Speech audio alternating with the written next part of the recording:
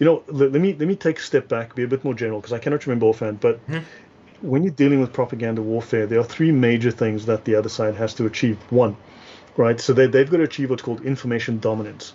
So they have to control the message. They've got to control the narrative, and they've got to keep you always defending, and they are always pushing the narrative. So one, they have to create shame. Mhm. They have to create um, amnesia, and two, they've got to destroy reason and logic. Okay, so So let's one, let's to create yeah, shame. okay. So you're looking at shame, amnesia, and the destruction of reason, right? Mhm.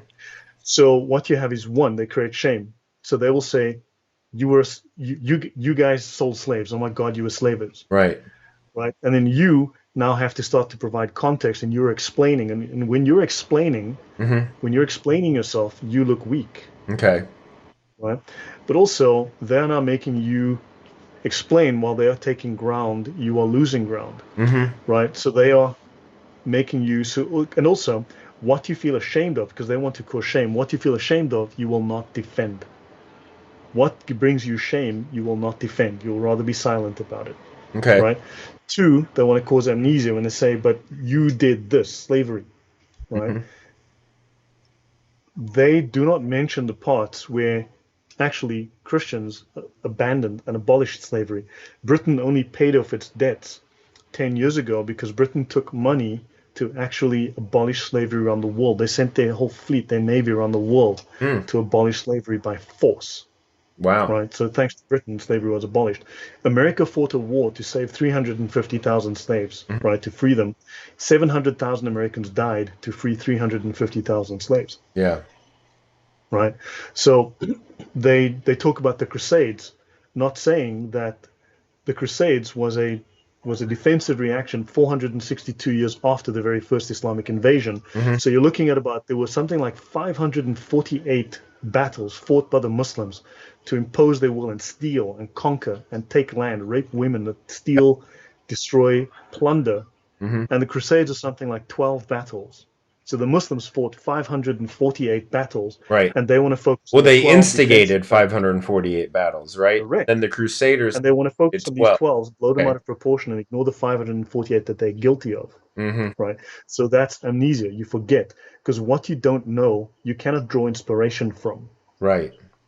Right. right? You cannot use, right? So what you do not know, what you've forgotten, you cannot draw inspiration from. What you're ashamed of, you do not defend. And then the other one's the destruction of reason. They want to simply destroy it because they're using sophistry. There's no logic to what they're Right. doing, Right. right? They cannot argue on the basis of reason and logic. Mhm. So therefore, they utilize sophistry. And you need to understand this is a strategy.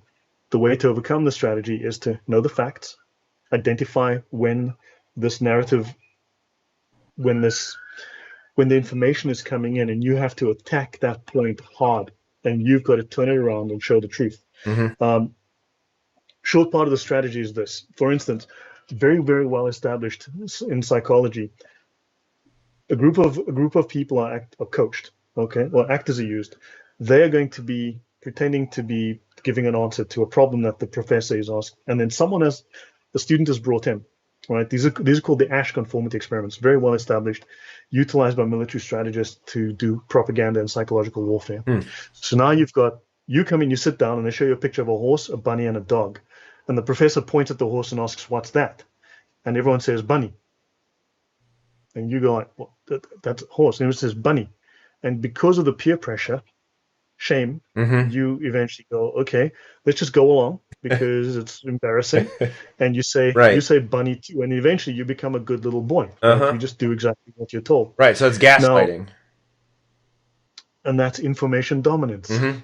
Okay, that's an actually American military term, information dominance. Now, what has been discovered is that most people will buckle under very rapidly.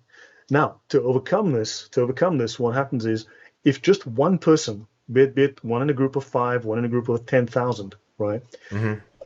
If only one person stood up and said, "Horse pucky, horse poop," that's a horse. That's not a bunny. You guys are idiots. You guys are wrong.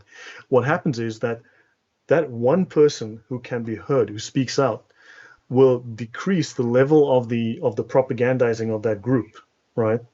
By 80%. He diminishes the effect of the message by Okay. 80 or more percent. Right, which was going to be my next So question. Yeah, that's good. You're answering it. he will snap people out of that spell, and he will also prevent new people from entering it. So you can diminish propaganda. So the power of one person, if you can just get, that's why they have censorship, right? Right. Because they've created such a fragile, because the thing is that while the spell is powerful, it's also extremely fragile. And this is why Muslims are not looking at further things. So I look at it from a propaganda warfare point of view. What are the tools we need to do? And we have to fight back with the facts.